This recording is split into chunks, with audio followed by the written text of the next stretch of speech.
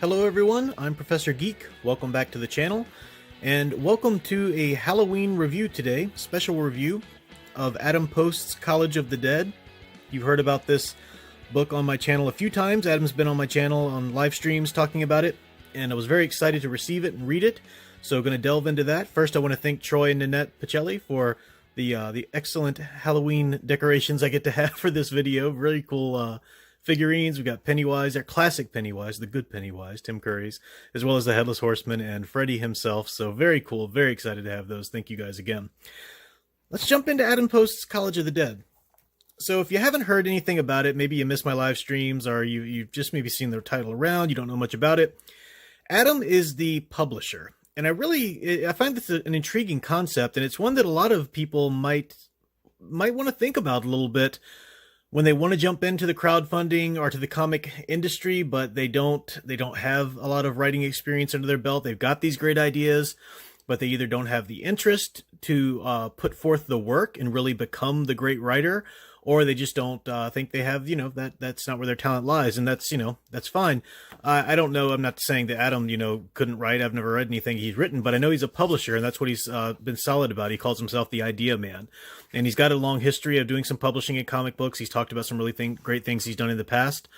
So he had this idea for this College of the Dead comic, this idea of the zombie apocalypse coming to a college campus.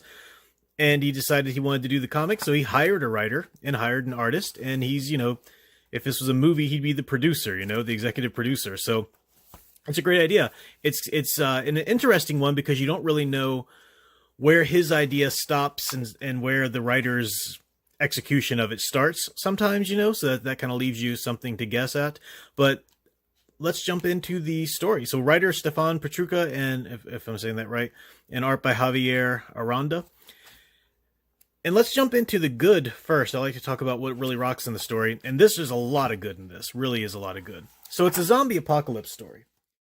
And what's good about that is it does what a good zombie apocalypse story should do, is it engages you right away. I mean, he's shown these first pages on the campaign page, so I'm not really putting forth anything out there that he hasn't already shown. But right away, you've got the campus in the distance. You've got the people, the zombies moving forward in the mist. Boom. I mean, they're there. The action just starts right in the middle. You've got a couple panels there of talking about the tension between the town and the college students, which is a real thing, and that's always something that exists. I know as a college professor, there's always a tension between the campus life and the students and all of that community with the actual city that surrounds them. There's always a tension surrounding that. But jumps right into the action, shows you the zombies coming. And it's interesting that the zombies coming is juxtaposed with the absolute awful behavior of people on the college campus. They may not be zombies yet. And of course, I joke with Adam that there's something incredibly inappropriate about a zombie apocalypse on a college campus, because what does college do but breed little zombies, for the, everybody thinks they're the free thinker who all thinks alike and all totes the status quo line, for whatever's, the popular liberal agendas of the day or whatever. So that's your college world for you. So yeah, zombie-like is very appropriate. But the story itself juxtaposes just people treating each other horribly, just people being true monsters to each other. And then the zombies are coming in, and zombies are entered into the mix too. So you've got that really cool idea. You've got that really cool notion of what does it mean to be a monster? What does it mean to be worthy of survival, right? How do you, how are you going to treat each other and stuff like that? So really great themes like that in there, but the story itself never dawdles. It never just stops to, investigate that. I mean, it's just the pace is boom, boom, boom, really moves forward ahead. And it's a page turner. It keeps you going. Did not plan on reading this whole thing in one sitting, but before I knew it, I was done. I mean, I could not stop because the story really is that gripping. And what you see here as I've turned the pages, this is part of it, the 2-panel layout. So this is not a traditional comic book that would have, so many panels per page, and they vary, and the panel shapes are different sizes and everything like that. I mean, that's great. That's classic comic book stuff. And when he said that, in my interviews with him, when he said that this comic was going to be just 2 panels per page, just one on top of the other, I was really suspicious of that. I didn't know if that was really going to really going to work, or if that was, just going to be too simplistic or something. It's not unheard of, but at the same, I just thought that might be a mistake.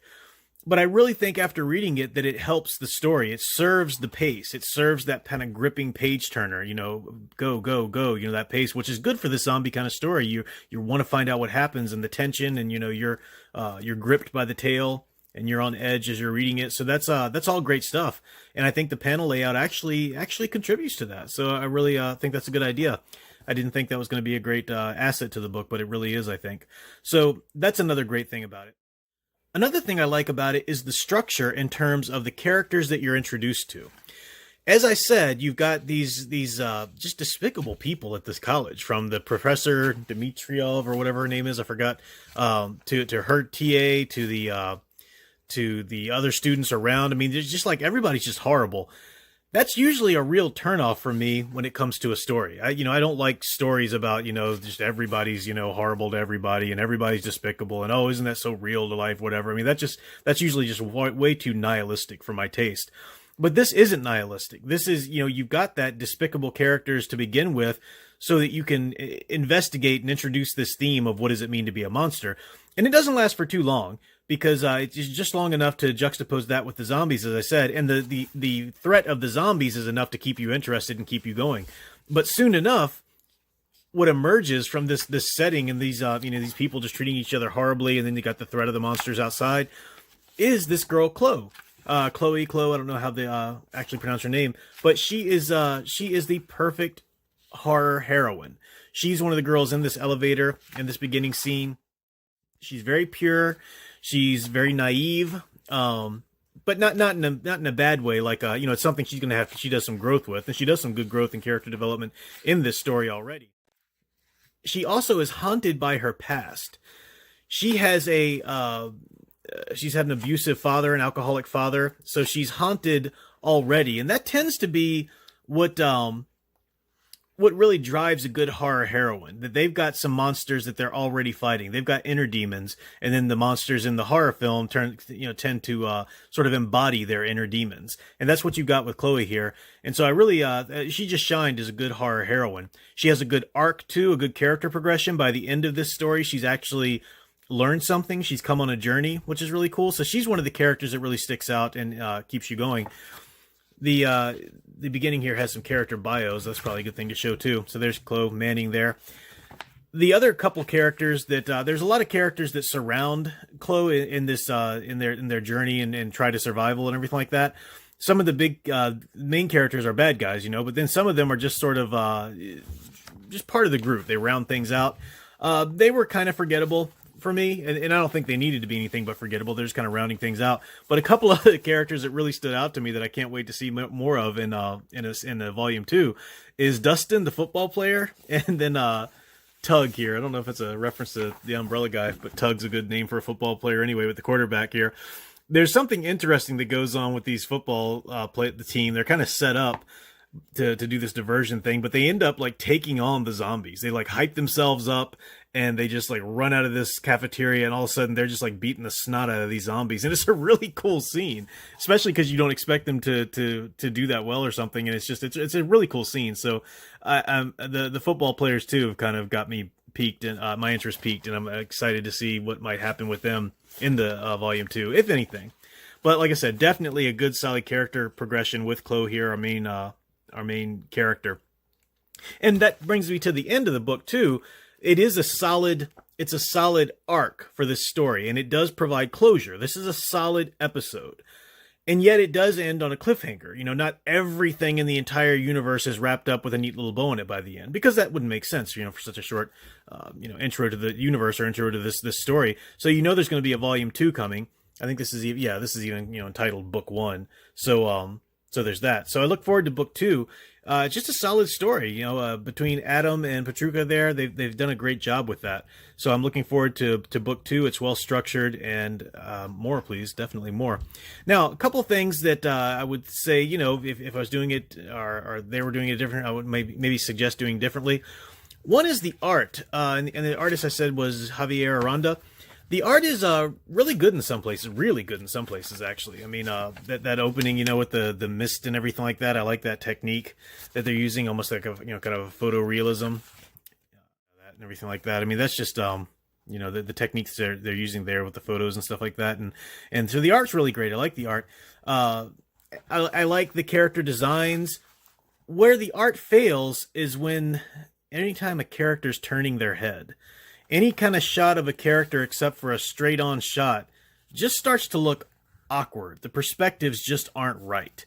I mean, you see there, you know, maybe that panel that's just kind of showing her a good, you know, horror kind of expression. But see, look here, that's just the perspectives aren't right. You can tell that's just every time a character turns their head a little bit, it just doesn't work. I like the eyes. It's very expressive eyes, very expressive faces, but that's just one thing that when I was reading through, every time I would get to a panel where a character is turning their head or something like that.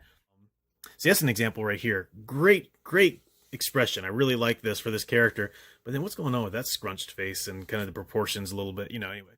The only other thing I would say about it is that I think it's a mistake to start the story with these character bios. I read through them a little bit. I stopped reading through them very shortly, though, because I realized this is kind of telling me a lot of the story already. And it's so much better just to experience the story as you go through. You don't want to know who the professor's daughter is right away. I mean, it's much better to find that out as you go along. That's really cool.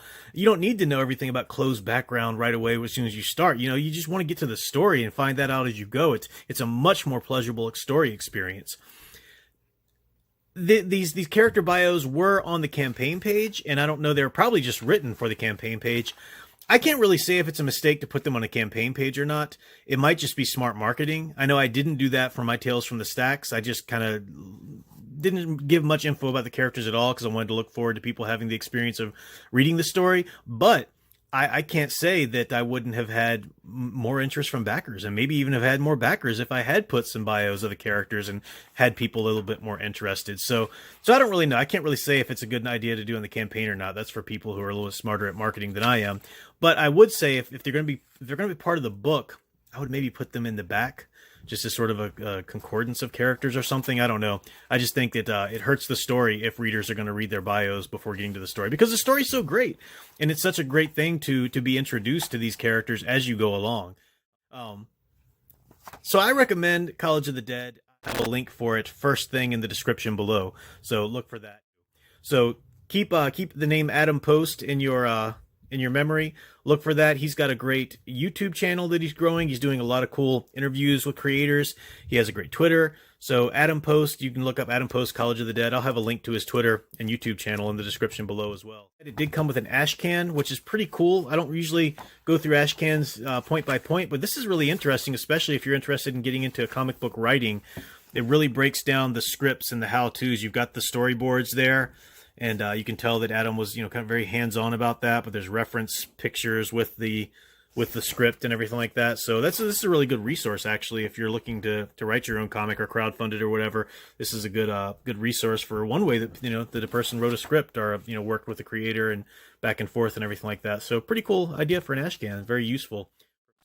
That's all for now. I'll be back with a lot of more reviews. I'm really behind, so I need to get on those. But this was a special Halloween one, and I'll be back with the usual live streams and all of that. Do please click the link down there below in the description for the pre-campaign page for my next campaign, The Fall of Mithrisis.